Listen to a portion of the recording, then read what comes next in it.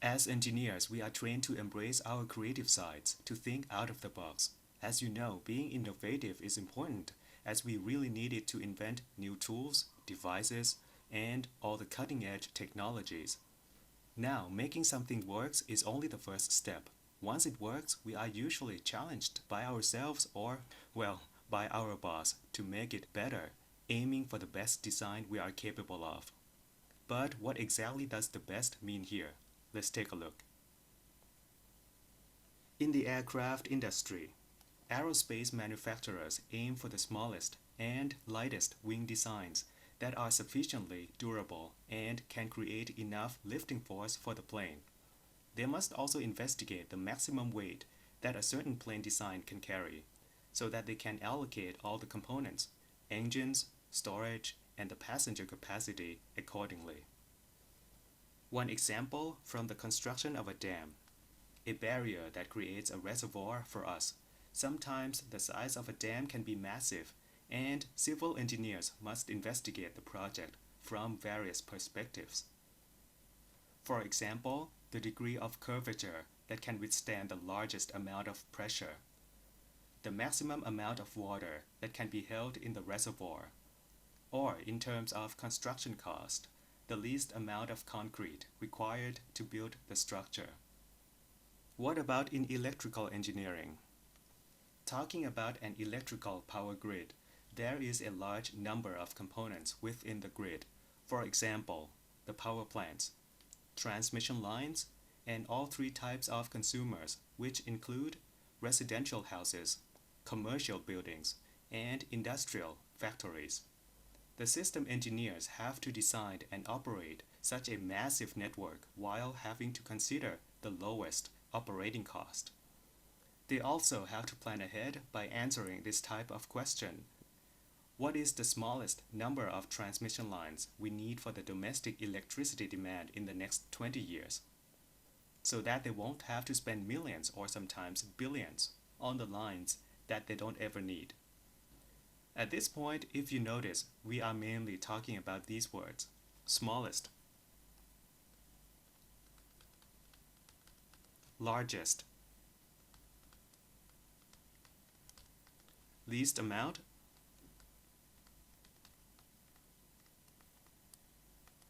lowest, and also highest. Well, they all come down to these two words. All of them. To maximum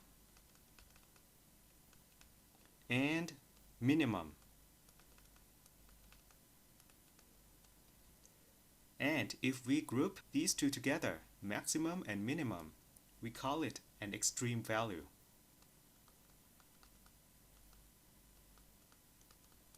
Or an extremum.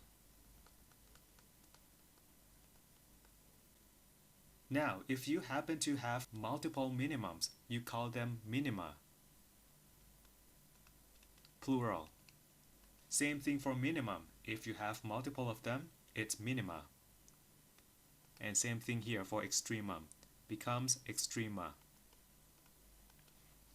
When it comes to the types of the extrema, we have two types. Let's make a note right here. Two types of extrema. Okay, first type, local extrema. And the second type, absolute extrema. So let's take a look at the local extrema first. Local extrema, first of all, they have to be extrema, which means that they can be either minima or maxima. Minima means smallest value, while maxima means largest value. And here's the key word, extrema in the nearby area. So let's write it down. In the nearby area. The key is right here, nearby. Sometimes we use this word, neighborhood.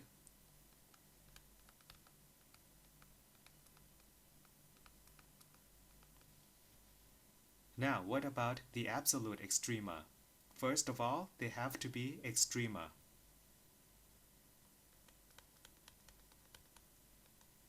Which means that they can be either minima or maxima. Once again, minima means smallest, again, and maxima, also largest. Okay, here comes the difference. The absolute extrema have to be the extrema in the entire area. This is the key. In the entire area. Let's underline this. Entire area, the whole space. Now, what kind of space are we talking about here? In one dimension, it's going to be from minus infinity to infinity for the entire area. What about nearby area, one neighborhood? It's going to be from one specific point, let's say A, and ends at B. So this is the neighborhood. Okay, let's make a note here that this is for one dimension. Same thing here, one dimension. This one is neighborhood, and down here is entire area. So from now on, let's make it clear that local extrema are for smallest or largest value in the nearby area. The key is right here, local, just nearby. Now for absolute, it's going to be either the smallest or the largest again, but it's going to be for the entire area.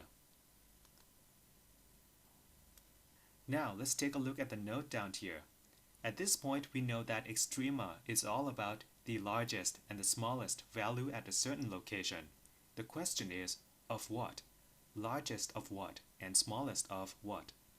Here in this course, we are going to focus on a function. So it's going to be about fx here. Largest function value or the smallest function value at a certain location or the entire area. So this is our focus. Function of x. We can have largest function values, which are the maxima, and also the smallest. For this, it's minima. And for each type, we have local maxima, and absolute maximum. Same thing here, local minima and absolute minimum. Now let's take a look at the first note down here. When it comes to the neighborhood in one dimension, we have this range from A to B. And as you can see here, we can assign any values of A and B we want, which means that we are allowed to have more than one neighborhood. So right here, more than one neighborhood in a function, in fx. Let's take a look at the second note down here. Since we are allowed to have more than one neighborhood, it means that in each neighborhood it can have its own local maximum and local minimum, which means that we are allowed to have multiple local extrema. It's possible to have multiple local maxima and also multiple local minima in a function. So this is the key, multiple local extrema. Now what about the absolute extrema, absolute max and absolute min? Are we allowed to have multiple of them? Let's take a look here. Third one. When it comes to the absolute extrema, we are talking about the entire area. And there is only one entire area, the whole space, which means that there can be only one absolute extremum inside a function. One absolute minimum and one absolute maximum. So right here, only one absolute maximum and one absolute minimum. Now let's take a look at the last note. The absolute maximum is the largest of all local maxima, while the absolute minimum is the smallest of all local minima. Of course, the absolute maximum is the largest value in the entire area, so it has to be the largest of everything, and also the largest of all local maxima. The same thing for the absolute minimum, it has to be the smallest of everything, or the smallest of all local minima. Well, this is like what we have in the Lord of the Rings. In the Middle Earth, there were multiple local magical rings, but there was only one ring to rule them all. I'm sorry that I had to make that joke. I'm a big fan of that movie. Now let's try to use this idea, local extrema and absolute extrema, to find these points in a function in the next slide. Here we want to find all minima and maxima, both local and absolute, on a graph of a function. First of all, let's add a couple of things to this graph. X-axis right here, and y-axis. This funny looking curve is our function f of x, and it starts right here at this point. Let's call it x1. It ends right here at this point. For this one, let's call it x2. Now let's use the definition of local extrema, which are the extreme values in the nearby area, to locate them on this graph. Why don't we start at this point right here, at the top of the hill? Since I am interested in the local extrema right now, we need a neighborhood for this point. What about I put it right here, a small one, from A to B. A and ends at B, which means that I have this ball around this point.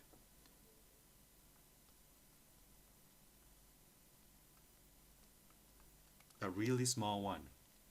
Now you can see that this point that we are interested in is the largest value in the nearby area in its neighborhood. So let's make a note right here. Since this one is the largest in its neighborhood, this one is local maximum. Local max. Now let's move on to this point right here. This one, at the bottom of the hill. And once again, let's have a neighborhood around this point. Another one right here. From A to B, another A and another B. And we have another ball right here around this point.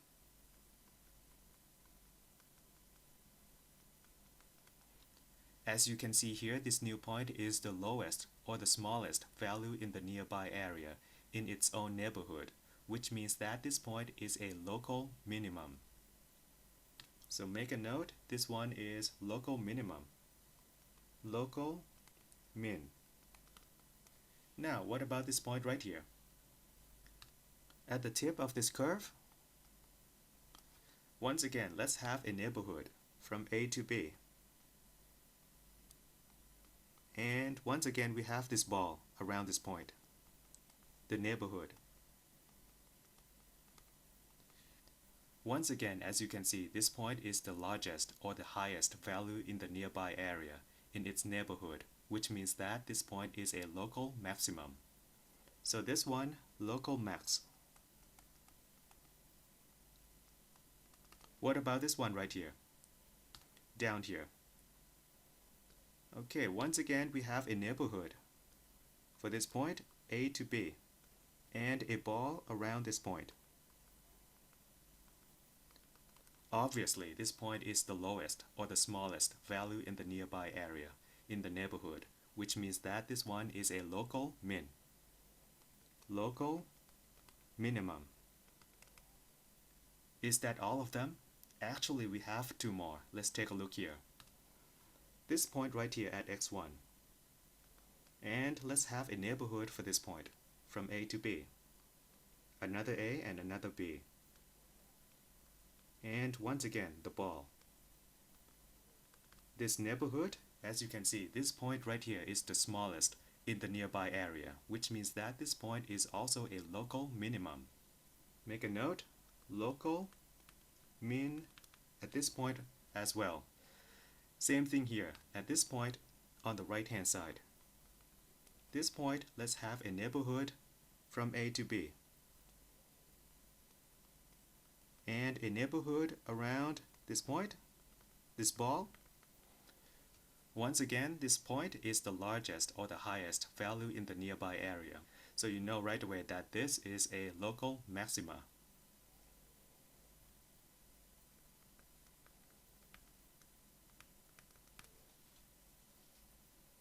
Now, if we count all of them, we have 3 local maxima and 3 local minima. Minima right here. As you can see, we can have multiple local maxima and multiple local minima inside a function. What about the absolute ones? Let's start with the absolute max. Let's find that. So it has to be the entire area this time. So we have to consider from x1 to x2, the whole curve, and we try to find the absolute maximum, the largest value in the entire area, the whole curve. And it's going to be right here, at this point. So even though this point is already a local max in its own neighborhood, it's also an absolute max for the whole curve.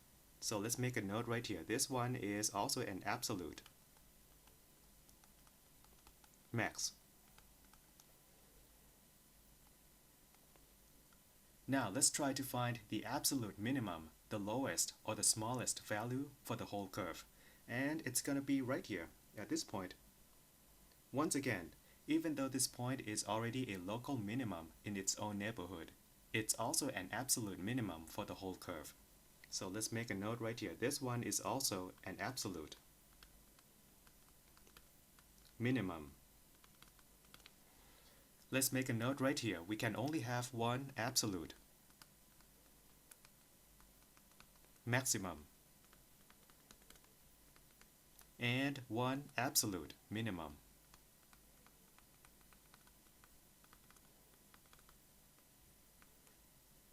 Also, you need to keep in mind that a certain point can be both local max and absolute max at the same time, as you can see right here. Both local and absolute max. And same thing for the absolute and local min. Right here, this point can be both absolute minimum and local minimum at the same time. Since these A and B values are different, I'm going to say that the first pair is A1 and B1. Next one, A2 to B2. This one, A3 to B3. 4 to 4. 5 to 5. And last one, A6 to B6. Also, one more thing about the absolute extrema. Absolute maximum right here and the absolute minimum. Sometimes we call them as global instead. Global maximum. And for this one, global minimum. You can use either one of them. They have the same meaning. Now, let me tell you one thing. So far, we can locate these extrema easily because we use observations. We can use our eyes to find the highest points and the lowest ones. What if I take this graph away from you and give you this kind of function instead? This one. Fx equal to 5x to the fourth plus 6x cubed minus sine of x over 2. Something like that. Then I ask you to find the extrema of this function. What are you going to do? As we can see here, we no longer have a graph for this function, which means that we have to rely on the mathematical properties of maxima and minima instead. So let's make a note right here. For this case, we have to rely on mathematical properties of maxima and minima. The question is, what kind of properties are we talking about here? Let's take a look at the first local maxima, this one right here. What if I put this line in, a straight line, starting right here and something like that? Is there any property you can think of when it comes to this tangent line? Well, as you can see here, the slope has to be 0. And at this point, we know that slope corresponds to the first order derivative at this point, which means that we have this property. F prime of x at this point has to be equal to 0. What about the first local min right here? At this point, I'm going to do the same with a straight line. So something like this, starting right here and barely touches the curve. And as you can see here, the slope, once again, equal to 0 at this local minimum. Slope equal to 0. And of course, the first order derivative has to be equal to 0 too. And this is the first property we are talking about. First order derivative. F prime of x equal to 0 at extrema. This corresponds to the situation where we have flat tangent or slope equal to 0.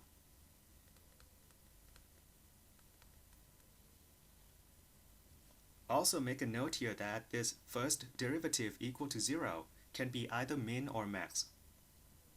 Min or max, as you can see from the example above. Now, what about the second local maximum right here? Is there any math property associated with it? Let's take a look here. As you can see here, this point is a sharp turn. And by now, we know that this kind of point is not differentiable. So make a note, not differentiable.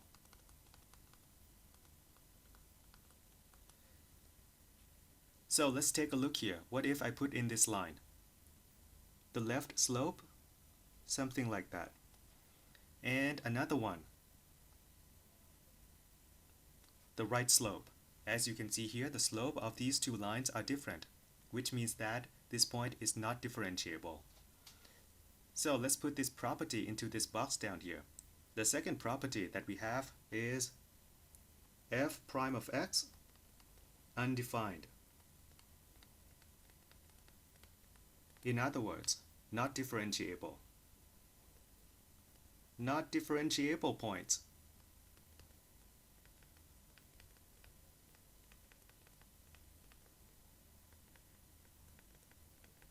Once again, this property can be either min or max.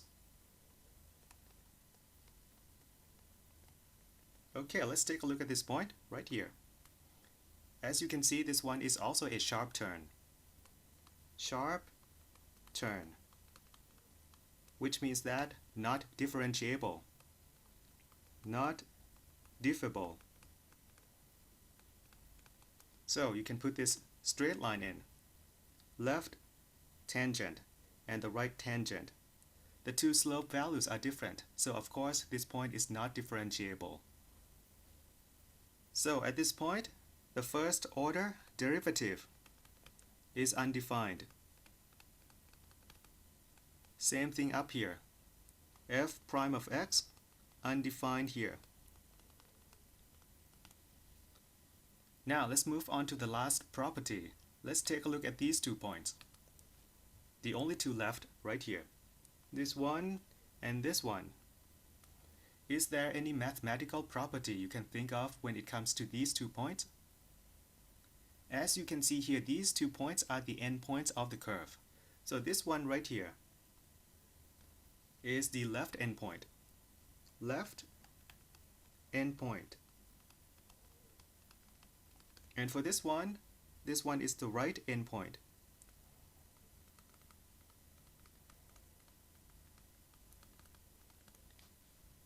And there you go, we have the last property of maximum and minimum, which is the endpoints. We can find them at endpoints.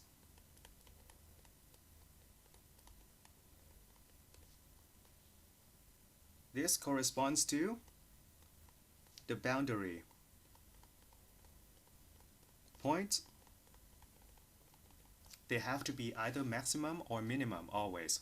So once again, this one can be either min or max as well. So as of now, even though we don't have the graph of fx, it's okay.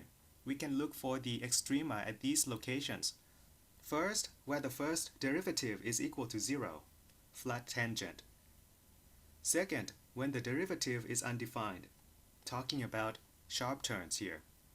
And last one, endpoints. And these are the three locations to look for extrema.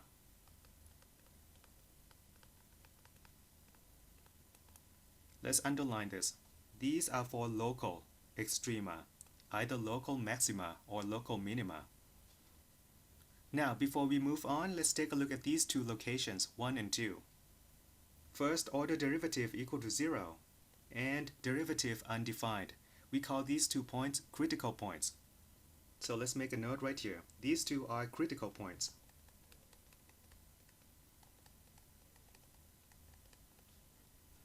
At this point, we know where to find all the local extrema. 3 locations we are talking about here. The first one, derivative equal to 0. Second one, derivative is undefined. And last one, endpoints. Now, what about the absolute maximum and the absolute minimum? How are we supposed to find them? Let's take a look here. First of all, you are going to find all the local extrema. This one. Find all of them. And by now we know that we have to find them at 3 locations on the left hand side. After you have found all of them, you pick the largest one to be, of course, absolute maximum. And same thing for the absolute minimum. You pick the smallest one. Pick smallest to be your absolute minimum. And I think this is all you need to know when it comes to the local and absolute extreme values and where to find them. Now let's do some examples in the next slide.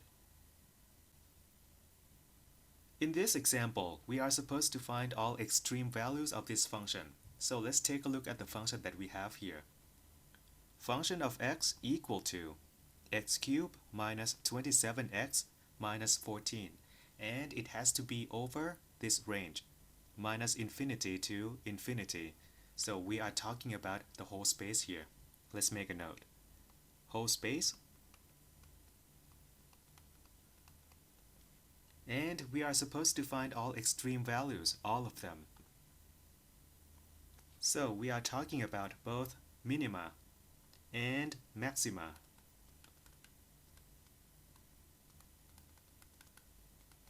Now, for each type, we need to find both local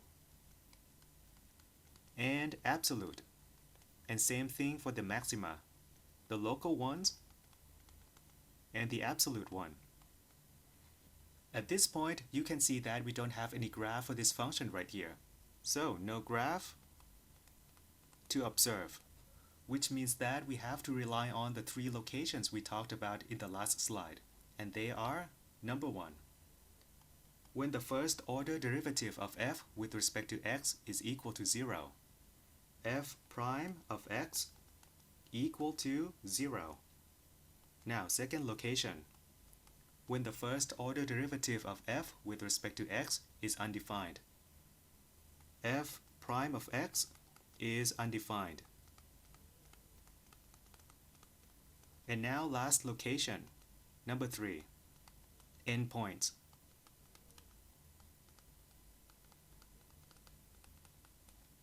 Now let's find the extreme values at all these locations. Let's start with number 1.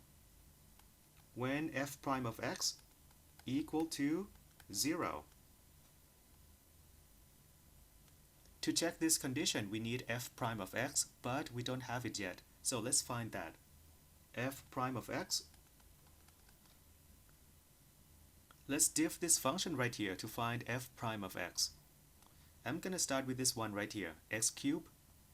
Diff this, I get 3x squared. So I have 3x squared over here equal to 3x squared.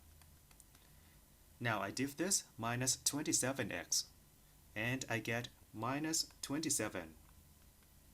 And then I diff this constant, minus 14, and it goes to 0. So that is it for the f prime of x. Now I'm going to take the common term to the front, which is 3. So I have 3 right here at the front of x squared minus 9. Now looking at this, I think I see a pattern. Front square minus back square. I see this. A square minus b square. And it's going to be equal to a plus b times a minus b. Front plus back times front minus back. So let's continue down here. Let's factorize these two terms. So 3 is still there. And now we have a plus b, which is front plus back 3 times front minus back, x minus 3. And don't forget that we want this condition to happen. We want f prime of x to be equal to 0, which means that we want this to be equal to 0, f prime of x. Now we need to solve this equation. As you can see, the answer is going to be x equal to, first one, minus 3, and another one at 3. So two values right here at the first location. Now let's check for the extreme values at the second location when f prime of x is undefined.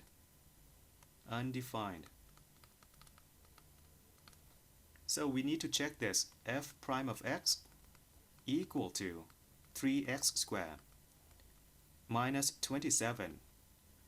Now we need to ask ourselves which values of x make this f prime of x go undefined. So let's check it out here. So we have x right here, x squared. As you can see, we can put in any values of x and f prime of x is defined. We don't have any division by 0. We don't have any square root of negative number here. So x can be anything. Let's make a note right here. F prime of x is defined at all x, everywhere. Which means that this condition right here cannot happen. We want f prime of x to be undefined, but in this case it's defined everywhere. So let's make a note down here that we found nothing in this location. None for this second location. Now the last location, endpoints. Endpoints. Okay, let's underline this. F prime of x, undefined, and last one, endpoint. So let's check it out here. Let's take a look. So we have to study this function over this range from minus infinity to infinity. This is the whole space, which means that we don't have any endpoints here. So let's make a note. We have this minus infinity to infinity. This means that there is no endpoint. No endpoints in this case. Since we don't have any endpoint in this example, it means that we can't have any local minimum or local maximum at this location. So for the last location, we found nothing, none. So overall, we found two critical points.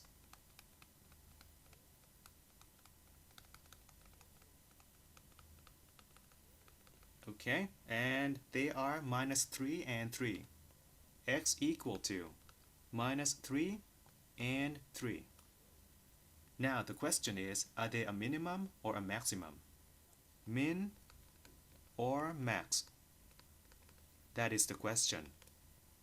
And the answer is, at this point, we don't know.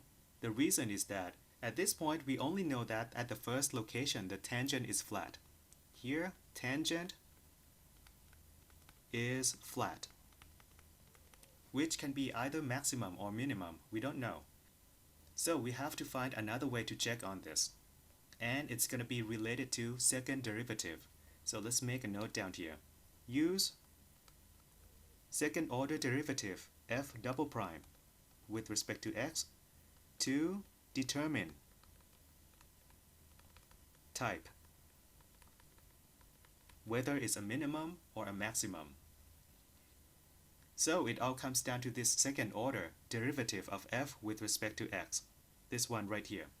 And it's going to be related to the concept of concavity. So let's check it out on the left hand side. Concavity and the type of extreme values. Let's check on this one right here, the first curve on the left. This one is going to be concave up. So let's underline this. This first one is concave up. And as you can see here, we have this local minimum right here at the bottom of this valley. At this point, definitely local minimum, the lowest value in the neighborhood. Now let's take a look at something. I want you to observe the slope values along the curve. And we are going to observe in this direction, positive infinity. Let's start right here. Let's have a tangent on the left hand side. Over here, straight line barely touches the curve, something like that. As you can see here, the slope of this tangent line is going to be negative. So let's make a note. This one, slope, is less than 0. And it's going to be large. As you can see, the tangent is quite steep. So, large, negative, right here. Now let's move a little bit further to the right hand side. Somewhere around here. Let's have a tangent line again. Okay, something like that. As you can see here, the slope of this tangent is still negative. But this tangent line is less steep than it was before, which means that the slope is going to be smaller. Smaller negative. Now I move again to the local minimum, and I have this tangent line. Okay, flat. At this point, slope is equal to 0. Now let's move to the right again, and have a tangent line right here. Somewhere around here. Okay, this is good enough. At this point, you can see that the slope becomes positive. So let's make a note. It points up, slope becomes positive, but it's still small. It's not that steep. Small, positive. But if you move further again, you are going to get this tangent. Somewhere around here, and now it's very steep. So this one, let's make a note. Slope is definitely positive, and now it's really steep, which means that the slope has to be large. Large, positive. At this point, I want you to observe what's going on here when it comes to the slope values. It starts with the large negative, and it increases to be smaller negative.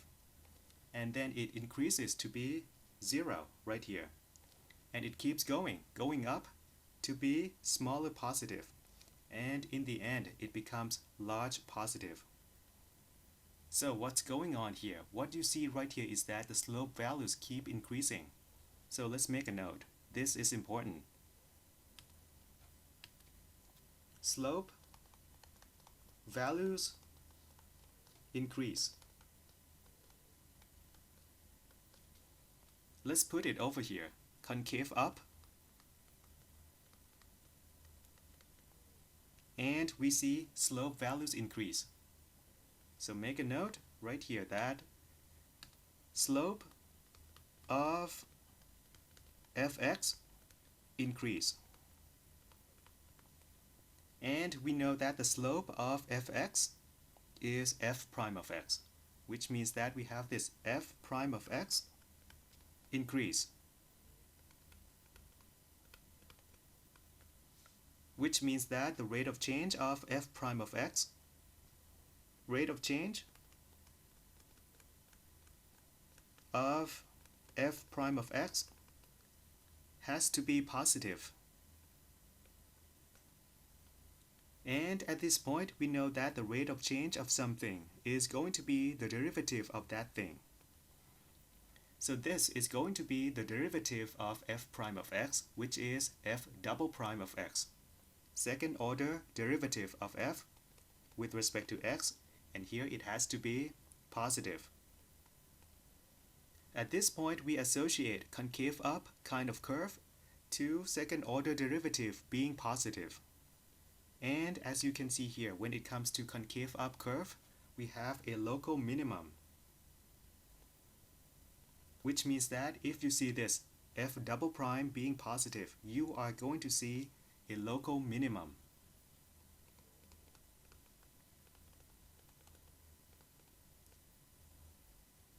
Now, what about concave down? Let's take a look here. We are going to do the same thing. So we have this curve right here. And as you can see, we have a local maximum right here. Now we are going to observe the slope values again in this direction, positive infinity. In this direction, positive. Somewhere around here, let's have a tangent line. Should be something like this. For this tangent, the slope is definitely positive. And as you can see here, the tangent is quite steep, which means that the slope has to be large. So make a note right here, large, positive. Now we move a little bit further to the right hand side, somewhere around here. This tangent. Once again, the slope is still positive,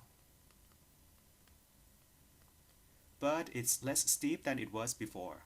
So this one, smaller, positive. Now we move a little bit further to the local maximum. And as expected, the tangent is flat, which means that the slope has to be equal to 0. Right here, slope equal to 0. Oh, by the way, let's make a note at this point that this is a local max. And now we move further again around this point, and let's have a tangent. At this point, the slope of the tangent becomes negative. So here, slope has already become negative, but it's still not steep. So this one still smaller. If we move further away, like right here, as you can see, the tangent is steeper. So this one, slope, still negative, and it has to be large. Now let's take a look at what's going on when it comes to the slope values of this concave down case. So it starts with the large positive, and then it decreases to smaller positive, and it's 0 right here. And it keeps going down to smaller negative right here, and it keeps decreasing to larger negative at this point. So what you see right here is that the slope values decrease along this direction. Make a note right here, slope values decrease here. Now let's summarize this on the right hand side. Let's have a line right here. Okay, this is about concave down.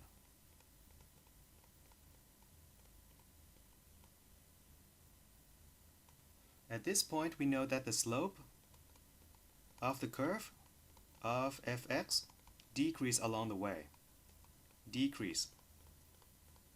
And just like what we did with the concave up, slope of f of x is going to be equal to f prime of x. For this case, it decreases, which means that the rate of change of the slope, rate of change of f prime of x has to be negative. And once again, the rate of change of something is going to be equal to the derivative of that thing. So here we have f double prime again. F double prime of x, in this case it has to be negative, less than 0. And down here we associate concave down curve to f double prime being negative. And as you can see that when it comes to concave down, we have a local maximum over here. And this means that if you see this, f double prime of x being negative, it means that you are going to see a local maximum. Local max down here. Okay, this is quite messy, so let's make a box around this. F double prime positive, it's a local minimum. And for this one down here, f double prime being negative, it's a local maximum. For these two, I have my own way to memorize them. So let's take a look at this. F double prime being positive. When it comes to positive, you are happy, so you have a smiley face. Something like this. And when you have a smiley face, you are going to get a local minimum, which is the same as here, local minimum. And for this one, f double prime being negative. When it's negative, you are sad, so you have a frowning face. You are going to have this face when you are sad. And when you have this face, you have a local maximum. So when f double prime is negative, you have a local maximum. So let's use this concept to find out about these two critical points. In the first example, we want to know whether it's minimum or maximum. To find out about this, we need second order derivative. We need f double prime. So let's find that. At this point, we have f prime right here.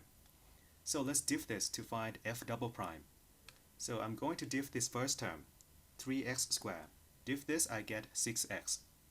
It's going to be equal to 6x. Now I diff this minus 27. With respect to x, this is a constant. You diff that, it goes to 0. So this is the f double prime. So f double prime at minus 3. It's going to be equal to minus 18. Now next one, f double prime at 3. This one is equal to 18. Now we check the signs of these values. Here we have a negative value, negative f double prime. So negative is sad, so you have a frowny face. And it's going to be a local maximum here. So this one, you know right away, this is a max. For this one, you have a positive second derivative right here, positive, which means that you are happy, positive. So you have smiley face. Smiley face, you have a local minimum. So this one is a min. So you can answer down here that at x equal to minus 3, it's going to be a local maximum. This one, local max. And at x equal to 3, it's a local minimum.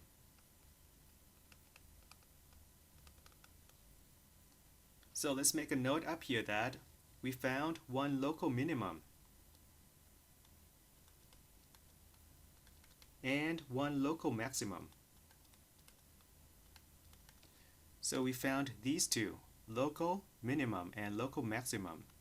What about the absolute ones? Let's find out about them. Absolute max and absolute min. At this point, let's take a look at the function itself right here. X cubed minus 27x minus 14. And let's find out about this value. Limit of this function fx when x goes to positive infinity, when x is really, really large. Now let's take a look at all these terms inside this function. We have x cubed minus 27x and minus 14. As you can see here, this x cubed is going to dominate all other terms when x is really large. Here x is going to go to positive infinity, which means that this term is going to be really, really large, and it's going to be positive. So for this, we know that it's going to be equal to positive infinity because of x cubed, the dominant term. Now what about this limit? Limit of this same function fx, but this time x is going to go to negative infinity. Once again, we still have the same dominant term, x cubed. What's going to happen to this term when x goes to minus infinity? Of course, this dominant term is going to go to minus infinity too. This x cubed goes to minus infinity, which means that this limit over here is going to be equal to minus infinity too. So what are these two limit values telling us? This one is positive infinity, and this one is negative infinity. Let's take a look at the first one right here. It's telling us that this function can go as high as it wants. In other words, it's unbounded above. So let's make a note right here. Unbounded above. And for this one right here, minus infinity, it's telling us that this function can go as low as it wants, or in other words, unbounded below. Once again, this one is unbounded, but this time it's from below. Now back to unbounded above. This means that this function has no upper limit. It has no largest value. In other words, it has no absolute maximum. So let's make a note right here. No absolute maximum. And that is because it's unbounded above. No upper limit. Same thing here, unbounded below. It means that this function has no lower limit. It has no lowest value. In other words, it has no absolute minimum. So let's make a note right here. No absolute maximum and absolute minimum. For this example, no absolute minimum and absolute maximum. But we have one local minimum and one local maximum. Before we move on, let's take a look at this box down here. This one, where we associate f double prime being positive to a local minimum. I must add to you that it must have this condition as well. F prime of x must be equal to 0 as well. So both conditions, f prime of x equal to 0 and f double prime of x greater than 0, then it's a local minimum. So it must have two of these. Keep this in mind. Same thing down here. For this box, f double prime being negative to a local maximum, it has to have this condition as well. F prime of x must be equal to 0 here too. Alright, now we move on to the next example in the next slide. Example number 2. Here we are supposed to find all local and absolute extrema, all of them, for this function right here. Now let's take a look at this function that we have. It's a multi-section function. So let's make a note at the top. This one is multi-section.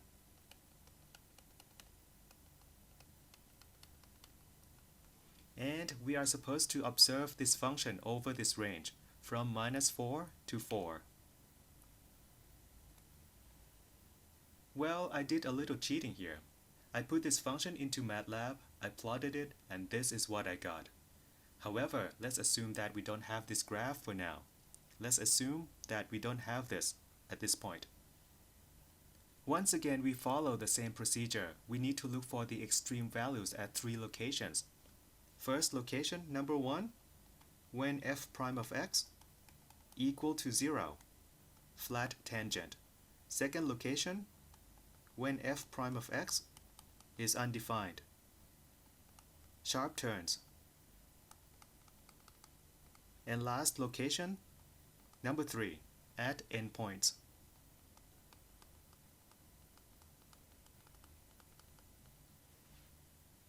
Since we know that we are going to need f prime of x to work on this, let's find it right now. F prime of x equal to, here we have a multi-section function. It means that our f prime of x is going to be multi-section as well. So over here, also multi-section for f prime of x. Now we need to diff each section one by one. Let's start with this one. So we need to diff these terms. Okay, let's start with the minus x squared. I diff that, I get minus 2x. Minus 2x over here. Then I diff minus 2x, I get minus 2. And last term, plus 4, I diff that, I get 0. That's a constant. And this is the f prime for the first section, x less than or equal to 1. x less than or equal to 1. Now we need to diff the second section right here. Let's diff these terms. Let's start with the minus 2x squared. You diff that, you get minus 4x. So minus 4x over here. The second term, you diff 12x, you get 12. Plus 12. And now you need to diff minus 9. That's a constant. You diff that, it goes to 0. And this is f prime for the second section. X greater than 1. Now that we have f prime of x, let's check the first location. Number 1. F prime of x has to be equal to 0. We are going to look for the extrema here. So we need to check two sections. First one and the second one. Let's bring the first one down here. We have minus 2x, minus 2, and we want it to be equal to 0. For the second section, we have this minus 4x plus 12. Once again, we want it to be equal to 0. Let's have a line between them. Okay? Now we solve these equations. Oh, by the way, once again, this is from the first section, and this one from the second section. Now let's try to solve the first equation. Here we have x equal to minus 1 as the solution. And for the one on the right, we have x equal to 3. So here we have two critical points, one at x equal to minus 1, and another one at x equal to 3. So make a note right here, two critical points, which at this point we don't know whether it's a minimum or maximum. Okay, min or max. We don't know. Now let's move on to check the second location. Number 2, when f prime of x is undefined. Okay, let's underline this. Over here and also over here. So we need to check f prime of x again to see which values of x makes it undefined. So let's take a look here. First section, minus 2x minus 2. It seems that we can put in any values of x, and this f prime of x is well defined. Right? We don't have any division, we don't have any square root, so we don't have to worry about anything. Same thing here, second section. We have minus 4x plus 12, which means that any value of x would be fine here for this f prime of x.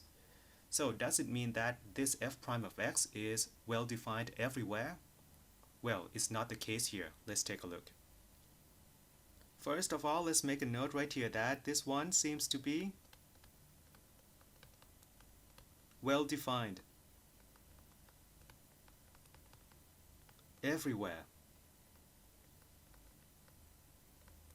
But it's not true. Let's check it out.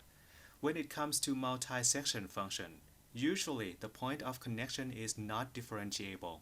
So let's make a note down here. This one is important. For multi-section functions, usually the point of connection between sections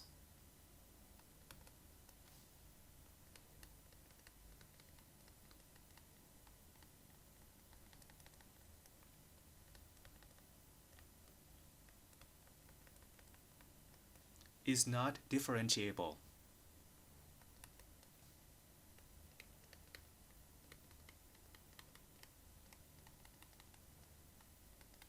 So the keyword is right here. Point of connection between section is not differentiable. Usually this is the case. Since we have a multi-section function here, we need to check on this. First of all, let's try to find the point of connection in this example. So we have x less than or equal to 1 for the first section, and x greater than 1 for the second section, which means that the point of connection is 1.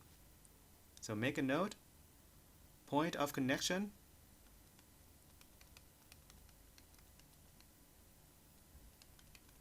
at x equal to 1. So here we have this x equal to 1. So let's use the two expressions of f prime of x that we have here, one for each section. So first one, f prime of x equal to minus 2x minus 2. And this is from the first section. From the second section we have this f prime of x equal to minus 4x plus 12.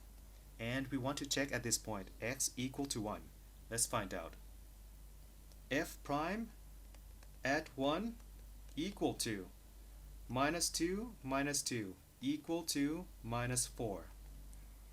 F prime at 1 over here equal to minus 4 plus 12, and this is equal to 8. So the first one on the left we got minus 4, and the one on the right we got 8. Let's make a note here. This one on the left is left derivative, and this one on the right is right derivative. And as you can see here, these two are not equal. So the left slope is not equal to the right slope. This means that this function is not differentiable at this point. So let's make a note down here. Fx is not differentiable at x equal to 1. And it has the same meaning as f prime of x is undefined at this point, x equal to 1. And there you go, we have a point where f prime of x is undefined for this function. Undefined right here, and it's at x equal to 1. Let's make a note. We found one critical point. In this second location. Moving on to the last location, number 3, right here, at endpoints.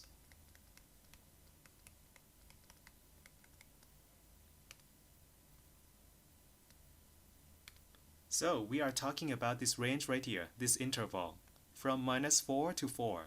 So we know that the endpoints are, of course, minus 4 and 4. So here we have two candidates for endpoints. X equal to minus 4, and another one, x equal to 4, the right endpoint. So this one, the left endpoint, and this one, right endpoint. So we have two candidates here. Make a note, two candidates. By the way, these two are not critical points. Critical points only count for the first and the second location. Alright, so here we have two critical points from the first location, one from the second location, and that's it. We have 3 critical points, but we have 2 more candidates from the endpoints.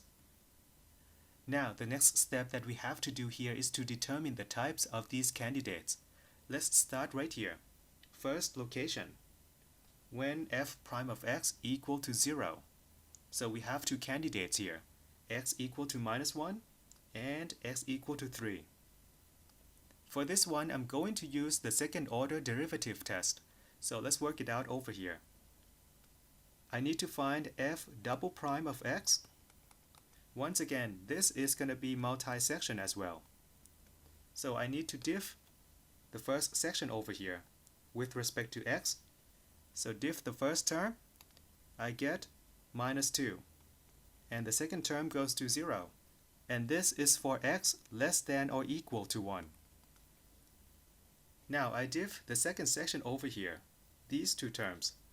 So the first term I diff minus 4x, I get minus 4. And now I diff 12, I get 0. And this is where x greater than 1. So I check the first candidate over here, when x equal to minus 1. And it's going to be in this section, x less than or equal to 1. Second order derivative is equal to minus 2. F double prime at minus 1 equal to minus 2. And I see the negative sign right here. So f double prime at this point is negative. Negative is sad, so you have a sad face, frowning face, which means that here you have a local maximum. Max right here, and it's local. What about this one right here, the second candidate? It's when x equal to 3. And 3 is going to be in this section right here, x greater than 1. It's going to be equal to minus 4, which means that over here, f double prime at 3 equal to minus 4. And once again, we have this minus sign. So f double prime at this point is also negative, which means that we have another local maximum at this point. Another local max. Now that we are done with the first location, let's move on to second location and the third location. We need to check the type of the candidates over there as well. So we need to check the candidate from second location. And third location, we have 3 more. But there is one thing that you need to keep in mind. The second order derivative test can only be used at the first location. So make a note right here. Second order derivative test can be used at location 1 only, when f prime of x equal to 0.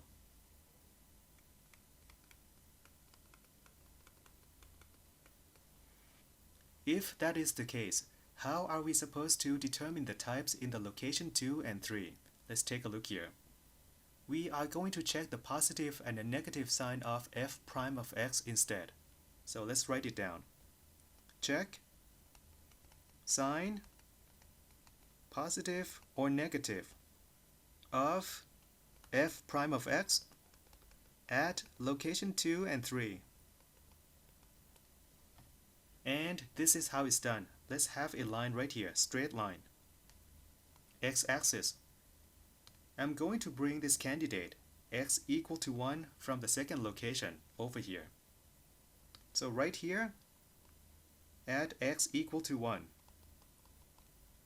And now I'm going to check the sign of f prime of x at this point, right here, on the left and on the right. On the left, I have it over here. It's equal to minus 4. So on the left, f prime of x is less than 0. We have minus 4 over here. Now on the right, we have 8, which means that on the right, f prime of x is positive. So this is negative, and this is positive. This information is telling us that on the left-hand side, the curve is going to go down because we have this negative slope. It's going to go down something like that. And at this point, it's going to change. At this x equal to 1. On the right-hand side, the slope is positive, which means that the curve is going to go up. So we are supposed to have something like this. Going up, as you can see, over here on the left, negative slope. And on the right, positive slope. So the curve should look something like this, which means that if we put a neighborhood around this point, something like this, you can see that this point right here is the lowest in the neighborhood. This one, which means that it has to be a local minimum. So this is telling us that we have local minimum here. And we know that this candidate over here, x equal to 1, is a local minimum. Local minimum. So to conclude, we arrived at this conclusion because of this transition from negative slope to positive slope. This is telling us that your graph is going to go down. At some point, it's going to go up again. And in this case, you are going to get a local minimum.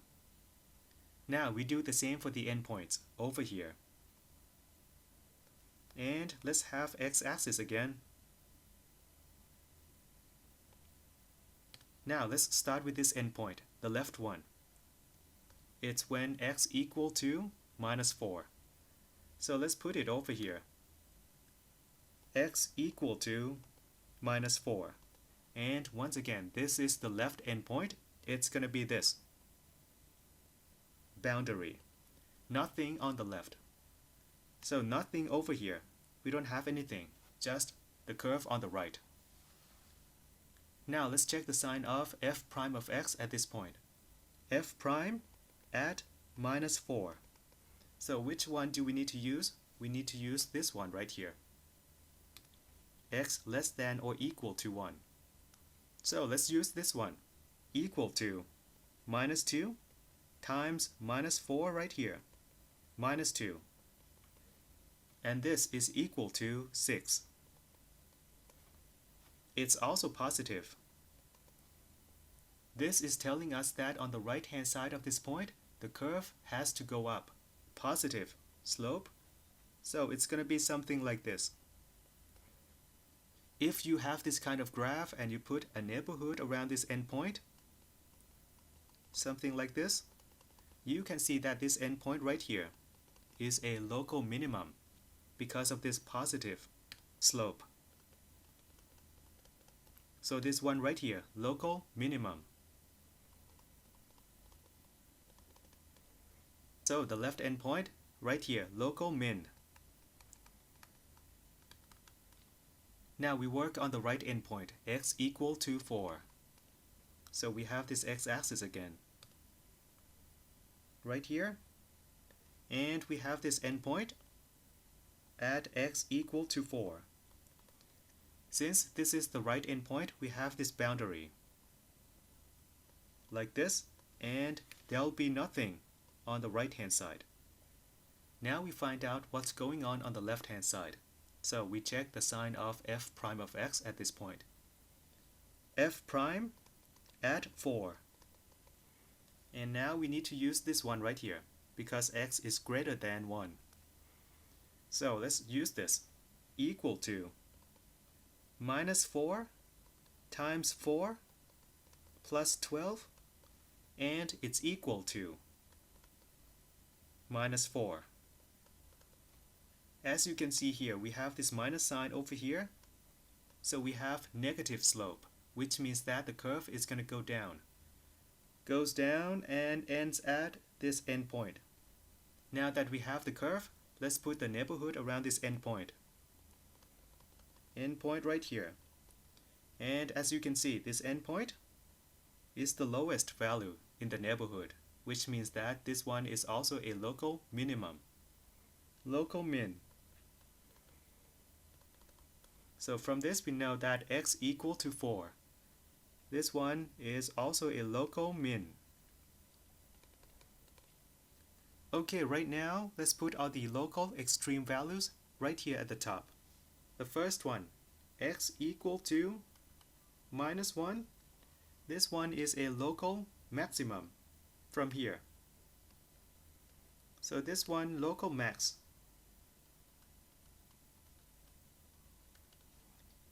Another one at x equal to 3, right here. So this one, x equal to 3.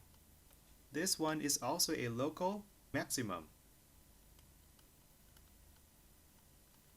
Another one from the second location, we have x equal to 1. So x equal to 1, this one is a local minimum. Local min. And two more, the endpoints. First one, x equal to minus 4. This one is a local min. And the last one, x equal to 4. Also a local min. Now the next thing I'm going to do here is to find the function value at these points. So let's use this function. And let's put in these values. F of minus 1.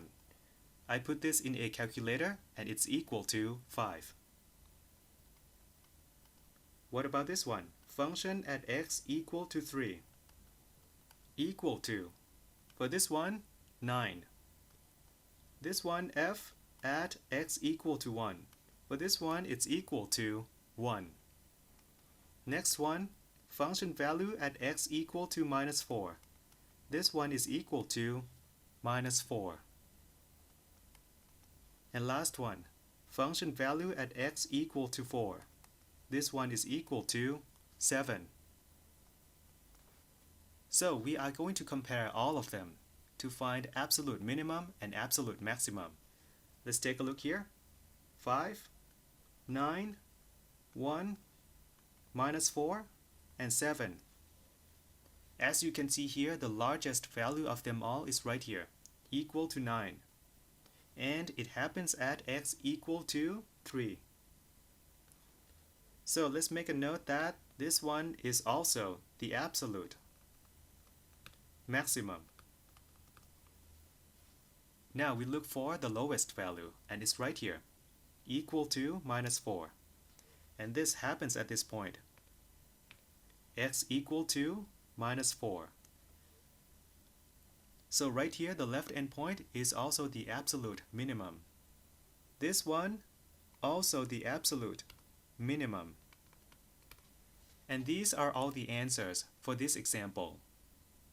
Now I'm going to take the sensor away. So what you see right here is the curve of fx that we have here, a multi-section function. So this is fx. And we have some extreme values here. From observation, we know that this point right here, the endpoint, a local minimum, lowest in the neighborhood. Local min, and it's the same as what we got over here, local min. What about this point? At x equal to minus 1, this one is a local max, highest in the neighborhood.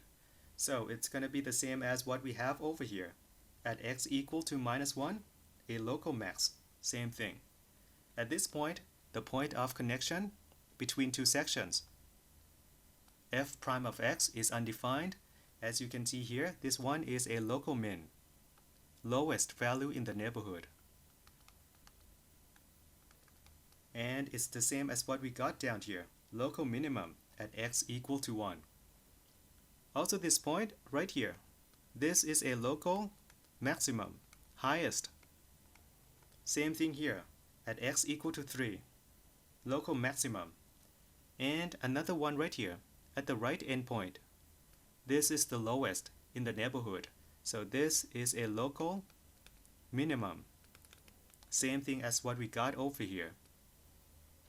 What about the absolute minimum? The lowest point is right here, at the left endpoint. Absolute minimum.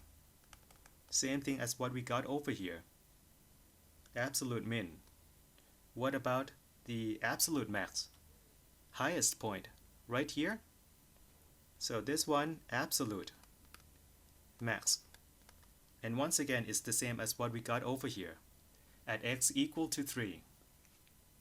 So even though we don't have the graph to observe, that is okay. We can always look for the extreme values at these three locations. F prime of x equal to 0, f prime of x undefined, and last one, endpoints. And that is all you need to know in this example.